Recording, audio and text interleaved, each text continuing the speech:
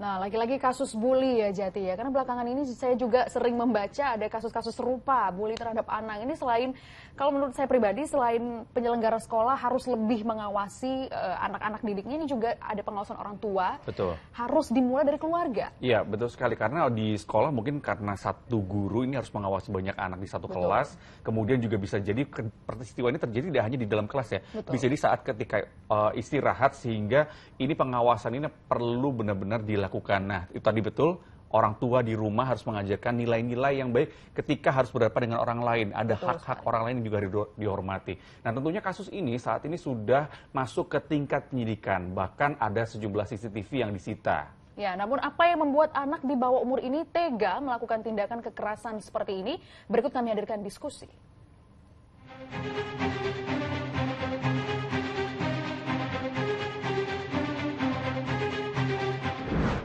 Berita memilukan, seorang siswi SD di Gresik, Jawa Timur dicolok matanya hingga terancam buta.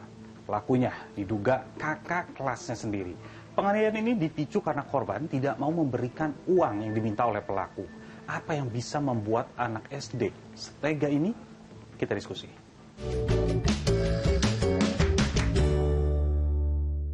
Entah apa yang ada di benak pelaku yang notabene merupakan anak di bawah umur. Kronologisnya bermula saat korban mengikuti lomba 17 Agustusan di sekolahnya.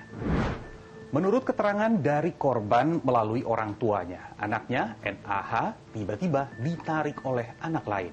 Korban dibawa ke lorong sekolah dan dimintai uang. Korban yang menolak memberi uang jajannya lalu dicolok matanya oleh pelaku menggunakan tusuk bakso. Akibat kejadian itu, korban terancam buta.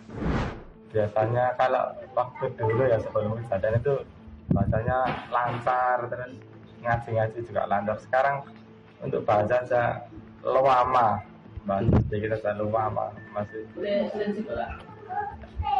kayak dulu. Siapa orang tua yang terima anaknya menjadi korban kekerasan? Samsul pun mencari tahu siapa pelaku dan meminta pertanggungjawaban pihak sekolah. Mendatangi SD UPT 236 Desa Radu Padangan, Gresik, Jawa Timur untuk menemui kepala sekolah. Dia mencari siapa pelakunya. Kemudian dia juga meminta pertanggungjawaban dari pihak sekolah. Namun tidak ada tanggapan serius. Bahkan saat meminta CCTV, ayah korban ditolak oleh pihak sekolah. Alasannya, CCTV sudah lama rusak. Gimana ya, mungkin ada sanksi dari dinas pendidikan atau mana, karena nggak kooperatif tadi. Kalau bisa diganti aja yang layak dan bisa menerima masukan dari wali murid. Ayah korban kemudian melaporkan kasus ini ke polisi dengan barang bukti hasil pemeriksaan dokter. Hingga saat ini polisi sudah memeriksa 7 orang saksi, mulai dari pihak sekolah dan keluarga.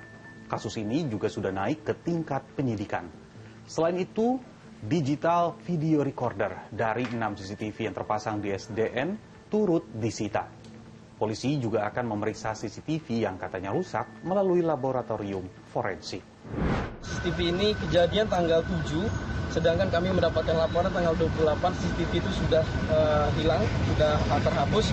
Maka dari itu kita butuh dari laboratorium forensik untuk bisa menganalisa kembali data tersebut.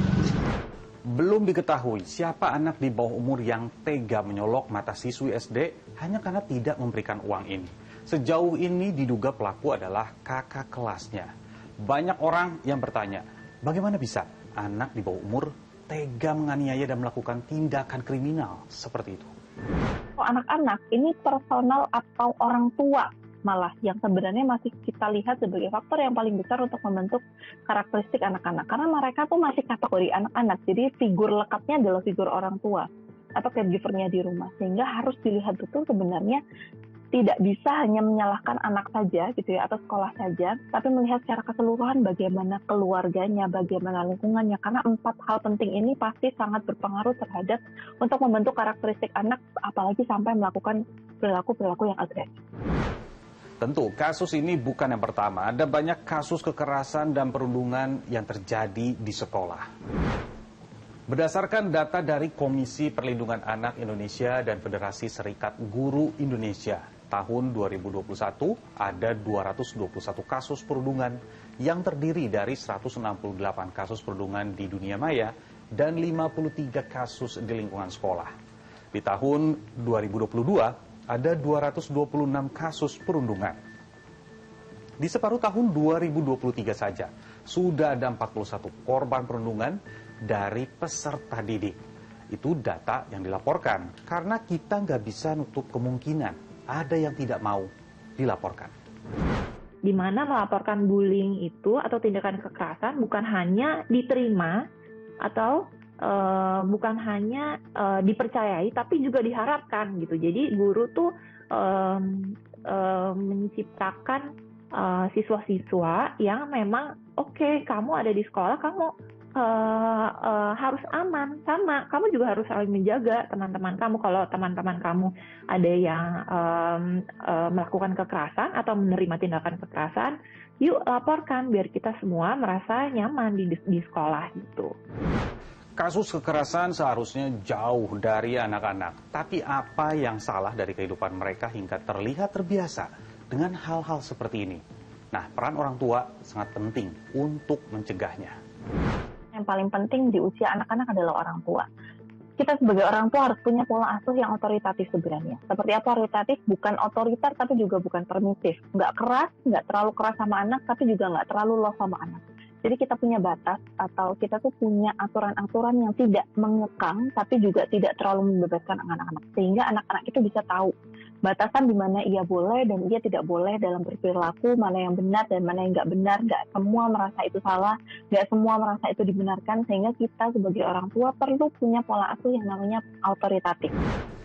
Tentu tidak hanya orang tua, semua orang punya peran untuk mencegah kasus kekerasan yang dilakukan oleh anak-anak. Salah satunya kita yang lebih dewasa bisa memberikan atau mencontohkan nilai-nilai yang baik.